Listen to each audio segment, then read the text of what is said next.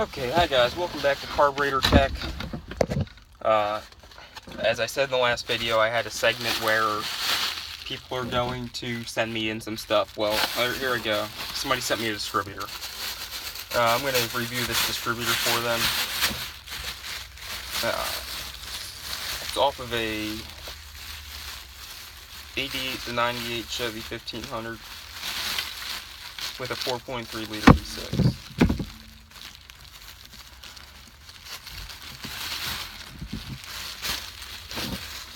Okay, here we go. As you can see, the bottom's wrapped with tin foil, just for security purposes, so it doesn't rust, which is getting dirty, I guess. Okay, well, it's a pretty simple distributor. This is actually a really good one. It's AC Velcro. Okay, so, wow, look at this. That's a really good looking distributor. Okay, I'm going to go with basically a really in-depth review of this distributor. I have a lot of experience with these ones. I've used two of these in the past year on different trucks. They're really good. Probably the best one you can get for this body style if you have a 4.3 V6 throttle body injection. I believe the Vortec has a different one. So this is good for 88 to 95 Chevy 4.3 V6. Which the 4.3 V6 is basically the same block as a 350 without two cylinders. A lot of people don't know that, but here we go. As you can see, right here, this is called the ignition control module. If you have a stock distributor, most of the time, this right here will actually go bad. Before anything else, usually this will be. Sometimes the rotor will go bad. Okay, you can see this pinion gear down here, how good it looks. This one's pretty much never been used yet. You can just see, and then you can actually punch that little thing out to remove that gear if you ever want to replace it. But my experience with rebuilding these things is that you might as well just get a new one, because you could rebuild one of these and it won't even, sometimes they won't even work. But this right here is what plugs into the wiring harness from the ECM, right here. Commonly what happens with these is that they'll overheat on you. From the factory, they put a white lithium grease on it in between the metal and the ECM itself. And what happens is it just wears away after a good 20 years. And it just starts heating it up, it overheats, and then your truck just runs like crap. Okay, set this down. I don't feel like opening it up, so I'm just going to show you how the rotor looks inside. This was a rotor that I actually took off a 93 1500 Chevrolet. Two-wheel drive, it was a WT 1500. That's how it looked, and that was a 93. Took it off in the year 2015. So, as you can see, it's not in terrible shape. It worked. It wasn't even the problem of the truck.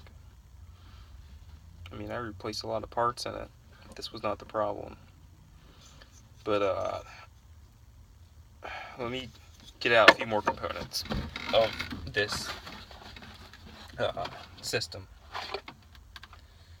A lot of people go on replacing their distributors when it's actually the ignition module, which I'm going to do a review of the ignition module, the rotor, in separate videos under Distributor Tech. This is technically a Carburetor Tech video, and it's probably under Carburetor Ask. As you can see right here, this is an ignition control module. This is a brand new one, but they don't come with this bracket. You have to reuse it. You basically just have to drill out the rivets. It's not hard at all. But that's the system. These things will go bad. Sometimes your truck will run good. Sometimes it won't even run at all. Sometimes it'll be hard to start if you have a bad one of these. They're pretty simple to replace. They're not hard at all. It took me like 20 minutes with this one when I put it on before. That's usually the failure of these, but one thing that's really overlooked on these trucks, two things actually, which I can't find the one. A lot of people don't know that this EGR valve is actually part of the same system. This thing can retard your timing, and it can also advance your timing. If this little thing right here there's a little pin inside of this, inside the EGR valve. If that's clogged and it won't move, then you're literally going to have timing that's retarded or advanced. So make sure that it's always clean. Just after a good 6 months, just take it out and clean it out. Make sure it's all good. Like this too. Put some wet lithium grease on the top of that. Make sure it's lubed up so it doesn't overheat, like I explained earlier. This is under BWD Performance Parts. Pretty good, not bad. Like I said, here's the distributor. Not a bad distributor. Thanks for sending me this and for the reviews. They sent me this. As I said, just comment on my videos. But I'll be sending that back out just now that I did the review on it. If they wanted me to rebuild it, I would. I charge $65 an hour for rebuilding carburetors, $75 an hour for rebuilding distributors. If you want to send me an engine to rebuild, I'll charge $125 an hour, which is not bad. Every machine and everything. So if you have any questions about that, just ask me.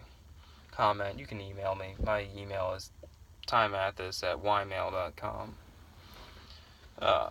I can answer any question. If you need me to rebuild an engine for you, you can send the engine to me. I'll have it back in like a month.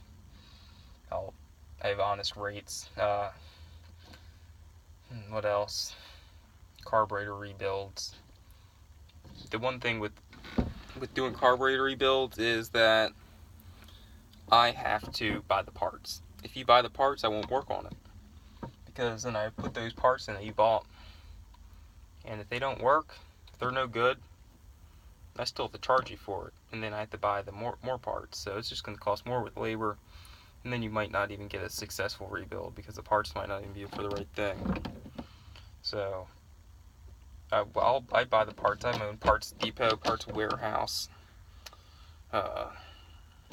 Sponsored by Holly and Edelbrock. So as I said, this right here is just going to be another segment for carburetor ask, distributor ask, distributor review, carburetor review, which is all under carburetor tech.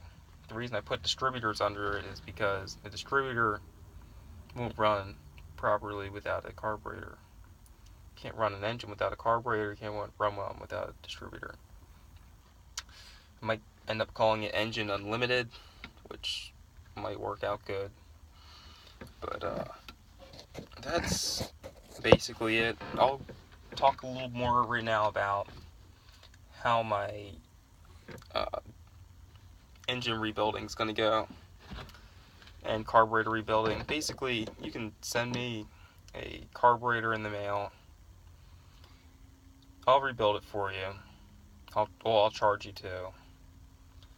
And first I'll diagnose what's the problem with the carburetor. If the customer tells me what the problem is, I don't take their word. I actually go in it, open it up, find every problem in it, so they don't need it fixed twice. My theory is check twice, fix once. So that's it. Okay, remember to rate, comment, and subscribe.